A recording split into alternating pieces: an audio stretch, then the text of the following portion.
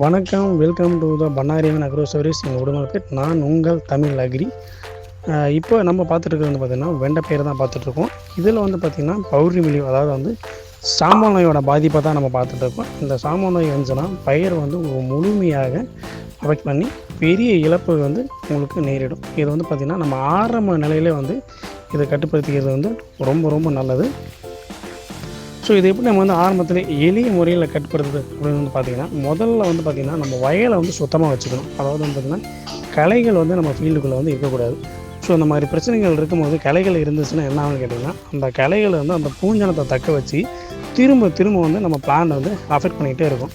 அதனால் சாமான் நோய் விழுந்துச்சுன்னா முதல்ல நம்ம பண்ண வேண்டிய வேலை வந்து பார்த்திங்கன்னா வயலில் வந்து களைகள் இல்லாமல் பார்த்துக்கணும். ஸோ அதுக்கப்புறமேல் வந்து பார்த்திங்கன்னா என்ன பண்ணுங்கன்னா நீர் மேலாண்மை இது வந்து ரொம்ப ரொம்ப முக்கியமான ஒன்று. நம்ம ஃபீல்டு வந்து சாமான் நோய் விழுந்துருச்சு அப்படின்னா நீரை வந்து அதிகமாக பாய்க்கிறது வந்து நிப்பாட்டணும். லெவலான அளவு தான் நம்ம நீர் பாய்ச்சணும்.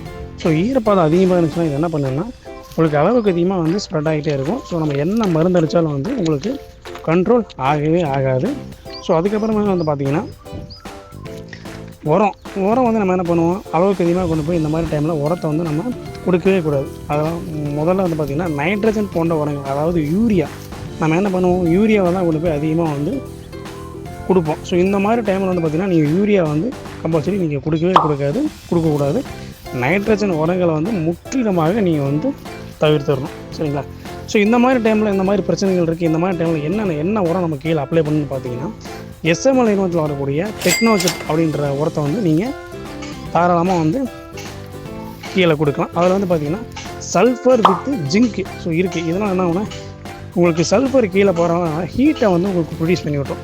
ஸோ அதனால் என்ன ஆகுனா உங்களுக்கு சடனாக வந்து அந்த சாம்பல் நோய் வந்து பார்த்திங்கன்னா உங்களுக்கு முழுமையாக கண்ட்ரோல் ஆகிக்கும். ரெண்டாவது வந்து பார்த்திங்கன்னா அதில் ஜிங்க் இருக்கிறனால பயிருக்கு வந்து பார்த்திங்கன்னா உங்களுக்கு எதிர்ப்பு சக்தி கிடச்சி பயிர் வந்து உங்களுக்கு சடனாக அதோட தாக்கத்தில் இருந்து உங்களுக்கு ஆட்டோமேட்டிக்காக உங்களுக்கு வெளியே வந்துடும். ஸோ மூணாவது வந்து பார்த்திங்கன்னா நம்ம என்ன பண்ணணும்னு கேட்டிங்கன்னா, முதல்ல வந்து இடைவெளி ரொம்ப முக்கியமான ஒன்று. ரொம்ப அடமாக வந்து நம்ம நடவு செய்யக்கூடாது. இடைவெளிகள் வந்து போதுமான இடைவெளிகள் இருந்தால் மட்டும்தான் உங்களுக்கு இந்த மாதிரி பிரச்சனைகள் வந்து வராது. காற்றோட்டம் வந்து கம்பல்சரி நமக்கு கிடைக்கணும். ஸோ நம்ம நடவு செய்யும்போது வந்து பார்த்திங்கன்னா குறைஞ்சது வந்து இடைவெளி வந்து நல்லா இருக்க மாதிரி கொஞ்சம் நடவு செஞ்சுக்கிறது ரொம்ப ரொம்ப நல்லது. ஸோ இந்த மாதிரி சாம்பல் நோய்க்கு என்ன விதமான வந்து நம்ம மருந்து வந்து நம்ம பயன்படுத்தலாம் அப்படின்னு பார்த்திங்கன்னா, அசாசிக்ஸ்டோபின் வந்து நீங்கள் பயன்படுத்தலாம், பிர்ஃபிகோனோஜோல் வந்து பயன்படுத்தலாம், டெபுகோனோஜோல் வந்து நீங்கள் பயன்படுத்தலாம். ஸோ இந்த மாதிரியான மாலிகள் வந்து நீங்கள் பயன்படுத்தி சாம்பல் நோய் வந்து எளிய முறையில் வந்து நீங்கள் வந்து கண்ட்ரோல் பண்ணிக்கலாம். சரிங்களா? ஏதேனும் சந்தேகம்னா தான் நீங்கள் தொடர்பு கொள்ளவும். வணக்கம், நன்றி.